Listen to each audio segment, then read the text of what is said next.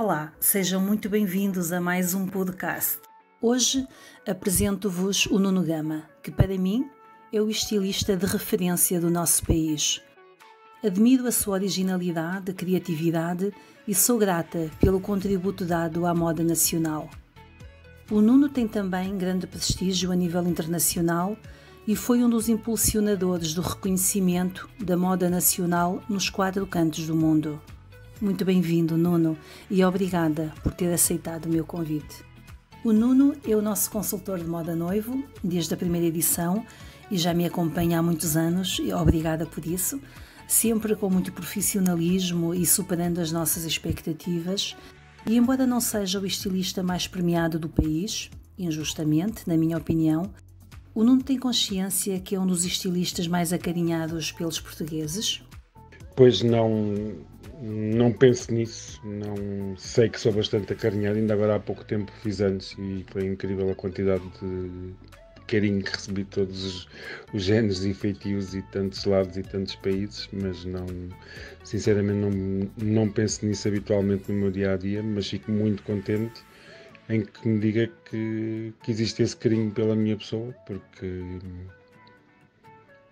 se calhar de alguma forma também faço por isso, porque ando há tantos anos da minha vida a defender o nome de Portugal, o bom nome de Portugal e a nossa história e a nossa cultura, que se calhar é um bocadinho por isso, mas muito obrigado. Vamos agora falar sobre o fato. Para além do gosto pessoal e do conforto, que cuidados é que o noivo deve ter na hora de escolher o fato? Tal como a noiva, acha que o noivo deve ter em atenção o local, o estilo da festa, o horário, todos esses elementos que definem um casamento? Na hora do casamento eu acho que tudo deve ser tomado em conta. Se existe uma noiva, acho que a noiva é que deve brilhar, o noivo deve acompanhar a noiva e deve saber recuar ligeiramente de forma a que a noiva brilhe, e toda a festa deve ser organizada em função dos noivos, que é o que é que eles gostam, o que é importante para eles, quem são as pessoas que gostariam de ter à volta deles, quem gostariam de ficar-se na mesa de honra, que tipo de cores. No fundo é o realizar de um sonho de um dia, que eu acho que tudo isso deve ser levado em conta, respeitando os gostos e a individualidade de cada um, mas sempre tentar conciliar, porque já assisti a situações em que as coisas não foram conciliadas e depois é desagradável para alguma das partes certas coisas que são surpresas que podiam ser evitáveis, que a pessoa se calhar não fez por mal, mas que não mediu a consequência e acontecem. Mas aqui muitas vezes eu chamo a atenção para pequenos detalhes do género, para tentar que as coisas funcionem da melhor maneira. E uma coisa que fazemos muito é sugerimos aos noivos de surpreenderem o cônjuge de alguma forma com alguma coisa na cerimónia, tipo uma mensagem escrita, uma dedicatória, um pequeno bordado, porque qualquer detalhe que faz a diferença. Eu acho que a pessoa, quando sem esperar de repente é surpreendida com um gesto de carinho e de atenção, cai sempre bem a qualquer um. Nuno, há sempre muita curiosidade sobre o processo criativo dos grandes estilistas e por isso eu peço que nos fale um pouco sobre isso. O Nuno tem algum tipo de processo de pesquisa quando inicia uma nova coleção? E quem ou que coisas o inspiram durante o processo de criação? Em relação às coleções e aos processos criativos, eu sou um inspirado pela vida. Eu não tenho uma fórmula, não tenho uma maneira. Eu, às vezes, quando quero, as coisas não acontecem, e às vezes, quando eu menos espero, à meia da noite, a sair de um sítio, no entrar no elevador, a fazer uma festa a um cão, a dar um abraço a um amigo, qualquer lado serve. De repente há uma imagem de algo que chega, e há coisas que às vezes são bastante mais inspiracionais para mim, por exemplo, com a música.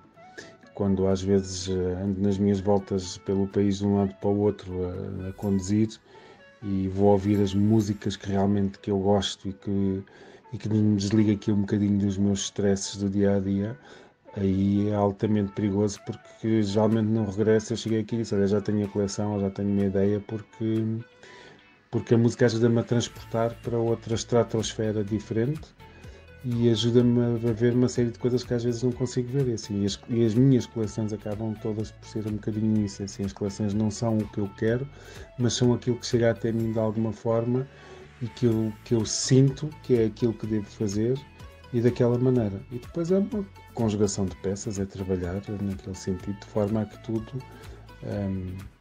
a que a mensagem que passa e que as pessoas percebam a ideia, tudo é feito em função dessa ideia inicial. O Nuno é um veterano, tem quase 30 anos de carreira e já desenvolveu produtos de diferentes áreas, sempre com muito bom gosto e com reconhecimento dos seus pares e críticos. Mas é a moda homem que o preenchem como designer? Eu, de alguma forma, acabei por me especializar em vestuário masculino e desde sempre que eu achei que a construção do casaco era quase a obra-prima da costura.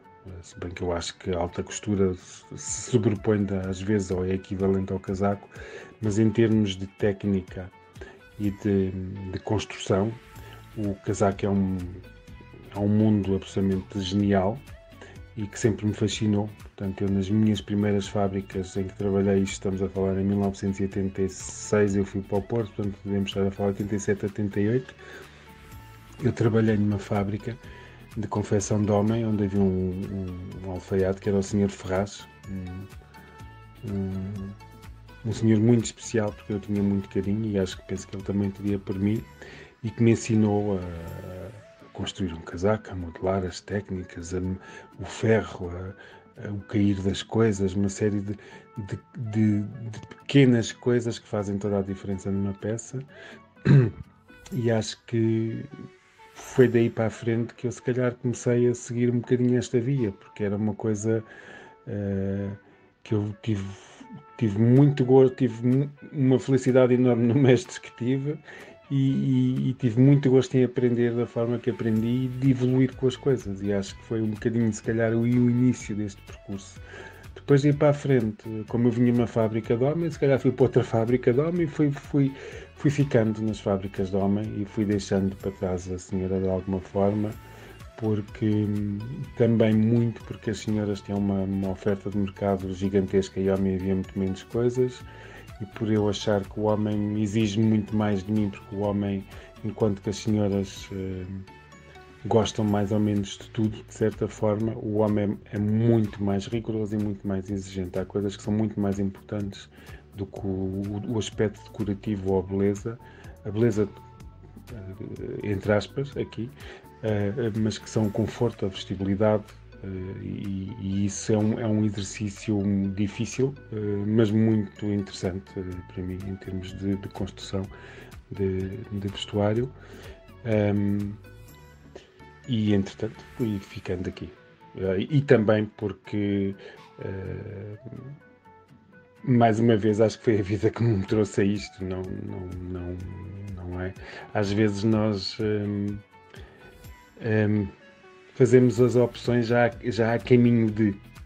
E eu acho que esta minha opção de fazer roupa de homem ou roupa para o homem já é uma opção que foi um caminho que me deram para eu seguir de alguma forma. Não sei, tenho essa sensação. Com toda a sua experiência e vivências, como seria para si um dia de casamento perfeito?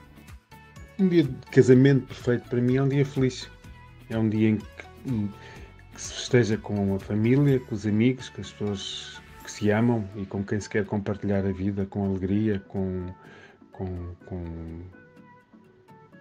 em compartilha. E acho que é basicamente isto.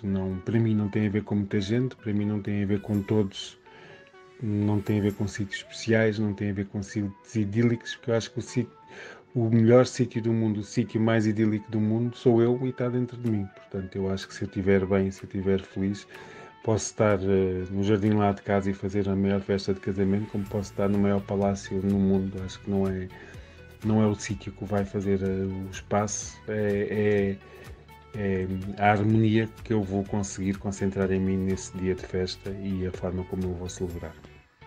Para terminar, Nuno, tem alguma história engraçada que queira partilhar connosco? Histórias engraçadas são centenas delas. recordo uma vez que estávamos em Vila Nova de Cerveira já há muitos anos e sentámos numa mesa, num restaurante, e a rapariga perguntou se me podia dizer uma coisa. E eu disse que sim, claro que sim. Entre amigos começámos a rir porque percebemos que era a pergunta que ela ia fazer, e só que nos enganámos. A rapariga disse que eu era muito parecido com o Nuno Gama, só que o Nuno Gama era mais gordo e mais baixo, portanto não era eu, mas era muito parecido. Portanto, rimos imenso, a coisa ficou por ali, almoçámos e íamos embora.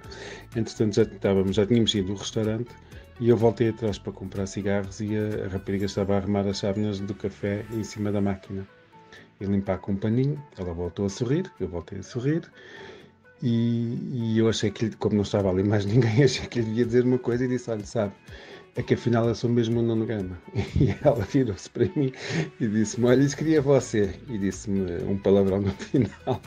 E eu saí do restaurante, nem tinha força nas pernas para tanto rir, escorria umas lágrimas de tanto rir. E primeiro consegui contar aos meus amigos o que é que tinha acontecido. E rimos imenso. É uma das histórias que recordo muitas vezes entre amigos e que teve imensa graça. Hoje ficamos por aqui. Resta-me agradecer ao Nuno pela simpatia e disponibilidade, e agradecer a todos vocês que estão desse lado. Obrigada e até para a semana.